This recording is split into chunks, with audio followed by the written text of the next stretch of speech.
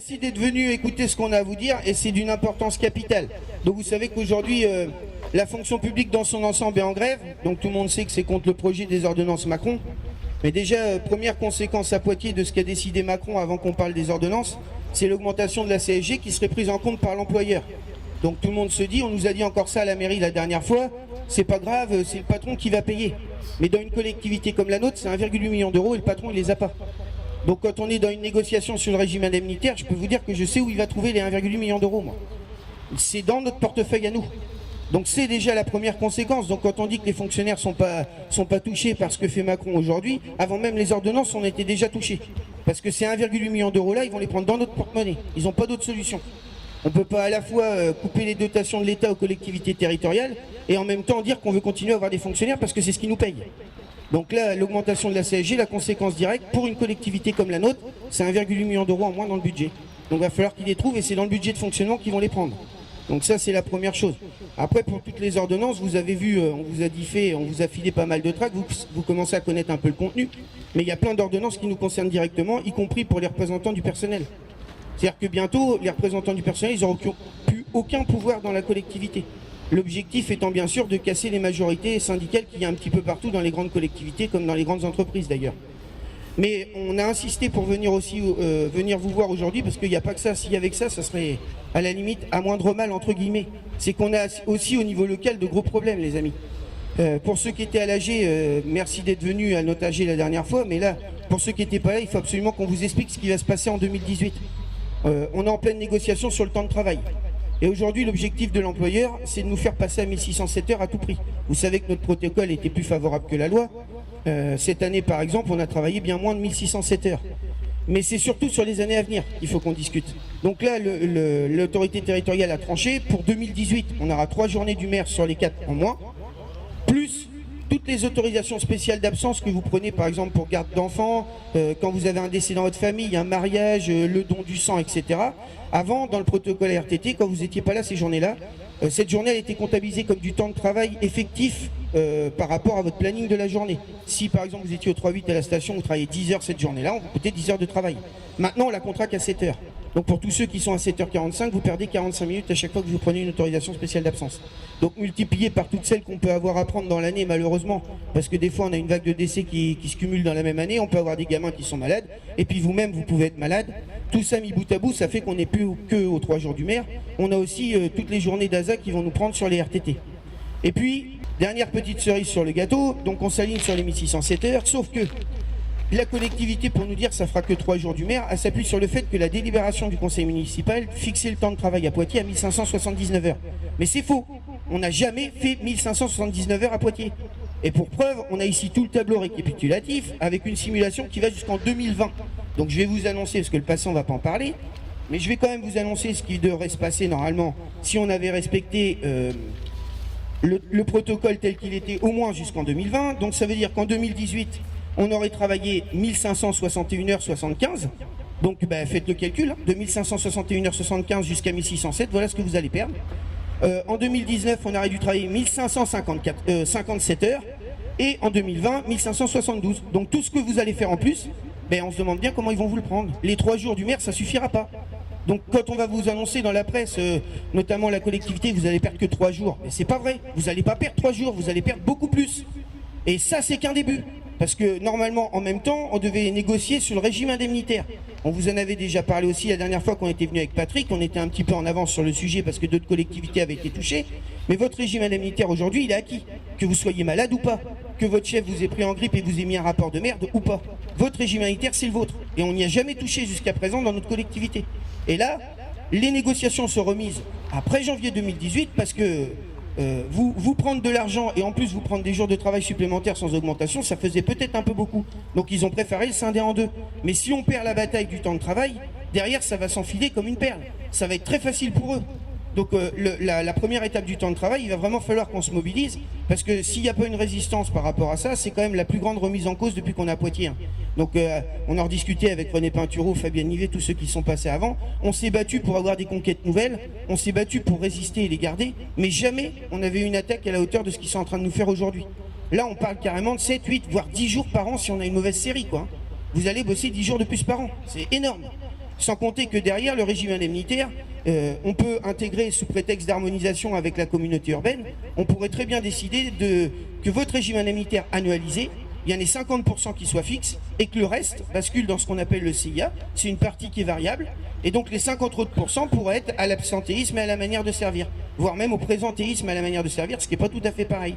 Donc ça c'est dangereux parce que demain c'est du pouvoir d'achat réel en moins. C'est pas uniquement des jours de travail en plus, c'est qu'on attaque la deuxième partie, vous allez travailler plus et pour gagner moins quoi. Donc là on nous a jamais fait ça à Poitiers encore, c'est la première fois qu'on tente une attaque comme ça. Alors c'est un test, hein. Soit on répond à la hauteur de l'agression et on est capable de se révolter, ils reculeront, comme ils l'ont fait quand ils avaient attaqué le protocole RTT la dernière fois. Soit on n'est pas capable de se mobiliser, il faudra collectivement on assume l'échec parce qu'on a quand même plein de collègues qui sont à 33% d'endettement. Quand ils vont perdre entre 150 et 400 euros, parce que c'est ça la perte nette pour la filière technique notamment, entre 150 et 400 euros on peut perdre par mois quand même. C'est énorme. Si on prend des collectivités, si vous avez le temps, vous allez sur la Gazette des communes sur Internet et vous tapez mise en place de la RIFSEP dans les collectivités. Et vous allez voir les pertes nettes pour les collectivités. Il y a des collectivités, c'est entre 150 et 450 euros par mois qui perdent les collègues. Donc si vous êtes déjà à 33% d'endettement, ben vous le cumulez avec le travail que vous allez faire en plus et puis vous allez voir que l'addition va être salée. Et c'est nous qui allons la payer. C'est nous tous là. Donc il va falloir qu'on soit vigilants et qu'on soit capable de se révolter sur ce sujet-là. Parce que dès le 1er janvier 2018, une fois qu'ils auront mis en place le temps de travail tel qu'ils veulent le mettre s'il y arrive, ben derrière il y aura le régime indemnitaire. Et là si on perd encore sur le régime indemnitaire, cette fois-ci, on le subira pendant des années et des années. Parce qu'une fois qu'on a perdu, vous savez ce que c'est. Hein. Pour revenir derrière, c'est compliqué. Voilà. Donc ça va se cumuler avec tout ce qu'on perd au niveau national. Là encore, par exemple, vous entendez à la télé, les ordonnances Macron, ça touche pas les fonctionnaires. Et ouais, mon cul, ouais. On n'est pas des citoyens, nous, peut-être. Ça ne nous touche pas en tant que citoyens. Quand on nous explique que les cotisations sociales par employeur, ce qu'ils appellent les charges, financer le compte pénibilité, et que demain, ça sera la sécurité sociale qui va financer le compte pénibilité, mais qui c'est qui va la payer à la fin? C'est bien nous qui allons payer. Et quand on n'aura plus de protection sociale, eh ben, il faudra qu'on emprunte pour aider nos gamins. Et après, quand on dit ça, on nous dit, bah ouais, la CGT, vous êtes des vieux cons. Vous raisonnez comme il y a 50 ans, vous exagérez tout. Sauf que c'est pas nous qui revenons en arrière, hein. C'est eux. Nous, ce qu'on propose, c'est le progrès. Eux, ils proposent de revenir comme nos grands-parents il y a 50 ans. Donc il va falloir qu'on se bouge le cul, parce que si on se bouge pas le cul, nous, je ne sais pas comment on va gagner. Les entreprises privées, pour citer la plus grande entreprise privée du département, LC France, ancien Armatis LC, pour ceux qui connaissent, c'est ceux qui vous répondent au téléphone quand vous êtes à Orange ou à EDF, etc., quand vous appelez là. C'est la plus grande entreprise privée en termes de bassin d'emploi sur la Vienne. Ils ont commencé déjà à faire signer aux salariés des clauses de mobilité à l'étranger. Comme ça, quand il y aura un problème, eh ben, si vous ne voulez pas aller à l'étranger, on vous vire comme une merde, il n'y a pas d'indemnité de licenciement, vous n'avez rien à dire. C'est le Maroc et la Tunisie. Voilà. Donc après, c'est nous qui allons décider, parce qu'il ne faut pas rêver. Hein. Vous savez très bien que ce qu'ils prennent dans la gueule dans le privé, sous prétexte de nous aligner après pour qu'il n'y ait pas de favorisés, c'est comme ça qu'ils nous disent, les favorisés, les feignants, les privilégiés, enfin, la liste est longue, hein, depuis qu'il a été élu, il en a fait quelques-unes quand même. Et bien, sous prétexte de nous aligner, on sera comme eux dans quelques années. Hein. Donc c'est soit on est capable de se révolter aujourd'hui tous ensemble, à Poitiers comme au niveau national, soit autrement on va prendre des claques dans la gueule jusqu'à ce qu'on soit très bas et qu'on puisse plus se relever. Donc là on a encore la chance à Poitiers, à chaque fois qu'on a réussi à mobiliser, on a gagné. Donc on a encore cette chance-là. Et je pense que, y compris le maire, il ne pourra pas faire autrement si à Poitiers on est mobilisé. Je vous signale quand même que le maire de Poitiers était sous la banderole de la CGT des territoriaux de Poitiers pour demander les 3x35. Et dans les 3x35, il y avait les 35 heures à Poitiers. Donc on saura lui rappeler si on est nombreux. Par contre, si on fait un mouvement et qu'on n'est pas nombreux, on prendra une claque dans la gueule et puis il faudra qu'on l'assume jusqu'à la fin. Donc on partira avec encore tous les avantages acquis de la collectivité, petit à petit, qui vont s'effriter. Donc c'est pour ça qu'ils ne nous rentrent pas dans la gueule tout en même temps et qu'ils font petit à petit. Ils estiment que par exemple le temps de travail, en attaquant comme ça, il y a peut-être une partie des cadres qui ne va pas se sentir concernée. Parce qu'ils vont dire, de toute façon, moi, mes 20 RTT, je ne les prends pas, mes heures sup ne sont pas payées, donc je ne suis pas concerné. Sauf qu'après, quand ils vont attaquer le régime indemnitaire, ceux qui vont perdre le plus, c'est eux. Ils essayent de nous diviser, en attaquant petit bout par petit bout, comme ils font au niveau national, un coup les cheminots, un coup la protection sociale, un coup la santé, un coup les territoriaux, enfin bon, on en prend tous plein la gueule petit à petit, mais là ils sont en train de faire les mêmes méthodes que ce qui se passe au niveau national. Donc il faudra qu'on soit à la hauteur de l'agression là. Parce que là, si on est en colère aujourd'hui et si on a tenu à être là, alors que on est comme vous, hein, nous, on est déjà à la 5e journée de grève là, donc nous aussi à la fin, il faut que nos gamins y bouffent quoi. Mais si on a tenu à être là aujourd'hui, c'est pour que vous soyez tous informés de ce qui va se passer. Contrairement à ce que vous allez lire dans la presse ou peut-être à ce que tous vos chefs ici vont vous expliquer, c'est pas seulement 3 jours que vous allez perdre, c'est bien plus. Donc faites bien attention et discutez-en avec les collègues, c'est pas parce que c'est la CGT. Sur ce sujet-là, on est en intersyndical. FO et la CFDT sont d'accord avec nous. Il n'y a aucun problème. Il est hors de question qu'on ait un recul aussi grand dans notre collectivité. On ne peut pas l'accepter. Parce que c'est la porte ouverte à des catastrophes derrière. Donc, tous les collègues là, qui sont, admettons, récalcitrants, parce que c'est la CGT qui parle, après qu'ils se mettent devant leurs responsabilités en tant que salariés. On ne leur demande pas de suivre la CGT, mais de suivre leur intérêt à eux. Donc leur intérêt à eux, c'est quand même de ne pas retourner au siècle dernier. Parce que sinon, on va être vite dans la merde. Financièrement, on n'a quand même pas des gros salaires, contrairement à ce qu'ils disent à la télé. Les fonctionnaires sont tous des privilégiés. Quand on sait aujourd'hui en commission de secours le nombre de fois où on est obligé d'aider les collègues dès qu'il y a un problème dans la collectivité, je peux vous dire que s'il y en a qui perdent entre 150 et 400 euros par mois, ils s'en remettront pas. On va avoir un échec terrible au niveau de nos collègues dans la vie sociale. Il y a des gamins qui pourront plus partir en vacances, qui n'auront plus de cadeaux de Noël, etc. Donc c'est dans notre intérêt de rester solidaire et de rester solidaire jusqu'au bout en montrant à notre employeur qu'on ne se laissera pas faire à Poitiers. Toutes les villes qui se sont battues ont fait reculer l'employeur sur ces projets-là. Toutes les villes, sans exception. Donc il n'y a pas de raison qu'à Poitiers on n'y arrive pas, à condition qu'on soit tous motivés et qu'on ait tous envie de le faire en même temps. Voilà. Donc c'était important qu'on soit là aujourd'hui. On vous remercie d'être venus. Et puis on espère que le premier média, c'est pas TF1, vous l'avez compris. Nos premiers médias, c'est les salariés. Discutez avec vos collègues. Faites-les réfléchir au moins sur le sujet. Peut-être certains d'entre eux, on a déjà entendu. Ah, mais faut être solidaire, c'est la merde, il n'y a plus de pognon. Il faut qu'on fasse cadeau de ces 3 jours, c'est quand même pas la mort. On a déjà 20 jours de RTT. Ok. Et après, quand on leur demandera 150 euros à 400 euros par mois, ils diront encore la même chose. Et puis quand de 4 jours par an, on perdra 10 jours et 12 jours, ils diront encore pareil. Sauf qu'après, on sera tellement faible qu'on ne pourra plus se défendre. Si on vous enlève 400 balles par mois, vous n'aurez même plus l'opportunité de faire une demi-journée de grève. C'est déjà dur pour tout le monde. Je vois pas comment, en nous asphyxiant financièrement, derrière on pourrait continuer le combat, notamment par l'intermédiaire des grèves. Donc c'est maintenant qu'il va falloir qu'on se révolte. Donc je sais qu'un certain nombre d'entre vous, on en a vu à l'AG, il y en a qui nous ont appelés au local, etc. Il y en a plein qui sont d'accord avec nous, qui ne se laisseront pas faire. Mais j'espère qu'au moins vous ferez le relais auprès des collègues qui sont récalcitrants pour leur faire comprendre que leur intérêt à eux, c'est pas celui-là. Ils peuvent dire bon on n'aime pas la CGT parce que voilà on est des cons, on nous met une étiquette de révolutionnaire, voilà on veut tout péter, on exagère tout le temps tout. Ok, mais au moins qu'ils défendent leur intérêt à eux quoi. Parce que quand on aura tout perdu, on pourra plus se révolter. Et on l'avait dit il y a quelques années, je me rappelle, Patrick était venu ici, il vous avait parlé de ce qui se passait pour les retraites. Aujourd'hui on reçoit des gens au local qui viennent, on les aide à faire leur calcul de retraite parce que vous avez vu qu'à la mairie c'est compliqué, il n'y a plus le personnel qu'il faut pour calculer y compris les retraites du privé, etc. C'est assez long.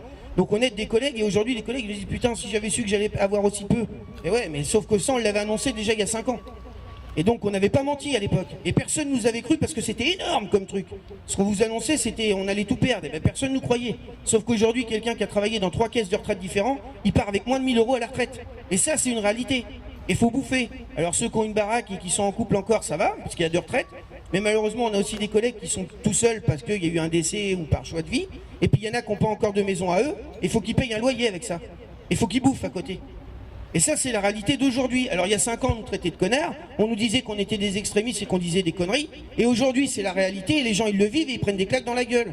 Et là, on vous dit la même chose. Méfiez-vous, la protection sociale, ça va sauter si on ne se bat pas. Et nos avantages acquis dans notre collectivité vont sauter si on ne se défend pas. Et ça, c'est une réalité. Alors, on en reparlera pour ceux qui ne nous croient pas. Peut-être là, le gars avec son souffleur, là, qui veut absolument souffler pour faire du bruit parce qu'on est là, ok. Peut-être que quand il partira à la retraite, il verra ce que ça fait d'avoir une retraite de merde. Voilà, donc tout ça mis bout à bout, ça fait beaucoup de choses aujourd'hui entre ce qui se passe au niveau national et au niveau local. Et c'est vraiment important que vous soyez les relais de tout ce qu'on vient de vous dire. Et puis si les gens ne sont pas d'accord avec nous, qui ne nous croient pas, mais au moins qu'ils s'y intéressent, qu'ils regardent ce qui va se passer. Vous allez voir dans les mois, dans les semaines à venir, vous allez voir tout ce qui va nous tomber sur la gueule. Et ça sera important qu'on soit là et qu'on montre qu'on est unis et solidaires. On a beaucoup de collègues qui sont isolés dans les écoles, dans les crèches, qui ne peuvent pas participer à tous les rassemblements parce que s'ils ne sont pas là, c'est le bordel dans les crèches ou dans les écoles, dans les EHPAD, dans les foyers logements, tout ça. C'est compliqué pour eux d'être là, mais ils sont solidaires avec nous parce que eux, c'est déjà des travails pénibles. Certaines d'entre nous nous disent que non pas par choix, mais par obligation, elles choisissent 32 heures parce qu'elles sont trop fatiguées. Donc si en plus on leur rajoute cette quantité de travail-là, elles vont exploser quoi. C'est des métiers pénibles. Donc c'est vraiment important que vous soyez le relais. Donc j'espère que vous serez d'accord avec nous et que vous viendrez quand on vous appellera parce qu'il y aura certainement besoin de mobilisation. On vous distribuera dans les prochains jours, dès qu'on aura la version officielle écrite de l'employeur, on va vous diffuser des tracts massifs avec des AG qui vont être faites à la fois par le syndicat Force Ouvrière, par nous, peut-être par la CFDT, j'en sais rien. Mais en tout cas, nous, on en fera une encore pour vous expliquer exactement ce qui va se passer. Tout ça, ça va aller très vite parce que certainement que ça sera proposé au CT de novembre pour une application au 1er janvier. Donc ça va aller très vite. Hein. Donc on viendra là à 7 heures comme d'habitude. Alors gueulez pas parce que vous faites la queue, excusez-nous, on n'a pas d'autre moyen de vous contacter que celui-là. Donc on fait l'effort de venir et on fait l'effort de vous differ à chaque fois des tracts pour vous expliquer. On le fera aussi à la mairie, on le fera à la cantine, on le fera partout, on va pouvoir le faire. Mais à un moment donné, il y aura certainement une journée de mobilisation et celle-là, il ne faudra pas la louper, quoi. Ça sera vraiment le jour où il faudra être présent devant l'employeur et lui dire non, nous ce que vous faites, on n'en veut pas. Vous avez dit, dernier CTP encore, le maire il a dit je suis un maire de gauche, ok, bah allez, allons-y. T'es un maire de gauche, bah assume. Dans ce cas-là, applique une politique de gauche, y compris pour tes salariés. On ne peut pas continuer à assumer les responsabilités du désengagement de l'État dans les collectivités territoriales. On ne peut pas assumer à chaque fois d'être la variable d'ajustement dès qu'il manque du pognon. Dans ce cas-là, du pognon, on a un camarade qui lui a dit la dernière fois encore, il y en a dans l'investissement, on n'arrête pas d'investir. Vous avez vu, on a fait un beau château, on a fait une belle place, on a fait plein de choses, c'est très bien, ça fait marcher l'économie locale, on est d'accord. Mais à un moment donné, on ne peut pas toujours prendre que sur le fonctionnement, le pognon, quand il en manque. Parce que le fonctionnement, c'est nous.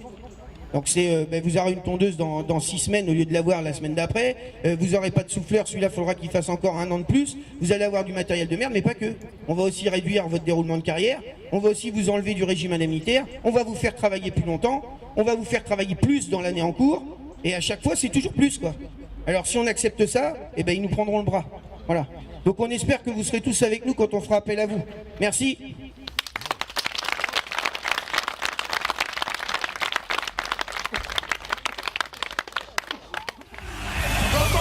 Qui disait